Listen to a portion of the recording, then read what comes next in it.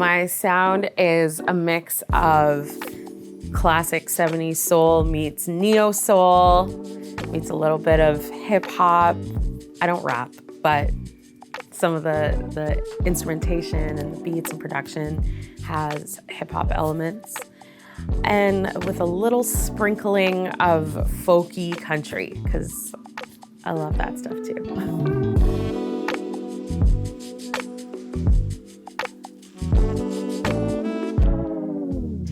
Humber helped me find my edge as an artist by showing me what real discipline looked like as a musician. This program was not easy. It's very, very hard, especially in the first 2 years where it's foundational. So you're doing a lot of theory, you're doing a lot of ear training, and it's rigorous and relentless. And I really think that those hard 4 years of the program made me into the person that I am now. And I'm like reaping the benefits of this rigorous program so many years later. Well, we have so many phenomenal artists here in Canada that grew up in Canada and maybe have made a name for themselves outside of Canada and beyond.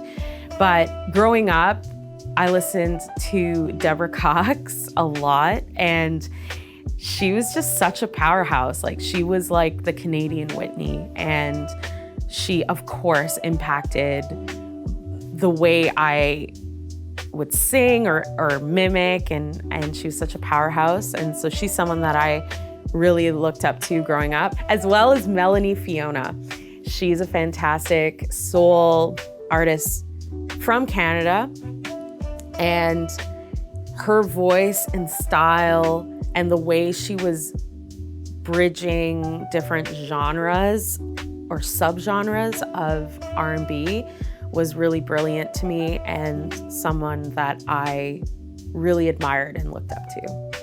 I absolutely do have a favorite era. I should say I have favorite eras of soul and R&B. The 70s soul era is the best, and that's kind of where I feel most comfortable in terms of my singing. So with like Aretha and Stevie and MJ and you name them, like those are the inspirations there. But I also really love early 2000s R&B and hip hop. I will start with the most obvious one, which was my recent Juno nomination for Contemporary Album of the Year, Adult Contemporary Album of the Year. So that was obviously a big surprise and a huge break in my career. But before that, I was asked to open for Chantal Kreviatsik and Rain Maida in their Moon vs. Sun tour. They had a duo project together in 2019. And it taught me that I possess an ability to captivate a room full of people that don't even know who I am. And I'm able to do that with my voice and command that attention with my voice. And it was a very pivotal moment in my career where I was just like, okay, I think I got the stuff that it takes to win people over. I get asked this question a lot. Because I also teach, so a lot of students like really want to know, like, what do you do? And I'm just like, I do some warm-ups. Your typical run-of-the-mill lip trills, some breathing things, some scales. Lately, I've been incorporating a vocal mist, like it's a nebulizer. So you inhale saline mist, and it helps to get your vocal cords nice and lubricated. And it actually does make a difference, because from venue to venue, or depending on the weather, like so many things can impact the air quality. So I've been adding in the vocal mist, and that's pretty much it. I think a great song needs to be able to stand on its own when you strip all the production away. So what I mean by that is like a really strong chord progression. It doesn't have to have a million chords. Like some songs stand the test of time and they're like 2 chords, you know? But I think a very commanding vocal performance makes a good song, really interesting lyrics, strong chord progression, and strong melodic to harmonic relation makes a really, really good song.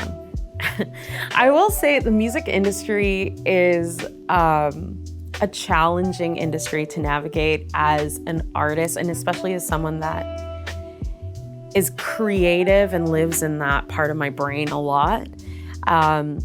So in the last, I would say the last 7 years or so, I've had to really work on my business mindset, and that just uses a different part of your brain than the creative side. So for me, the biggest challenge has been to switch over to that mindset, that business mindset, that marketing mindset, and do the social media thing, and the music industry is pretty ruthless, and it's like very fast paced, and everything is so quick, and attention spans are so short. And when you're a musician, when you're an artist, we like to sit and let things mellow out, and we're all about the vibes. And the industry sometimes they're not interested in that, and so I've had to learn to kind of pick up the pace a little bit and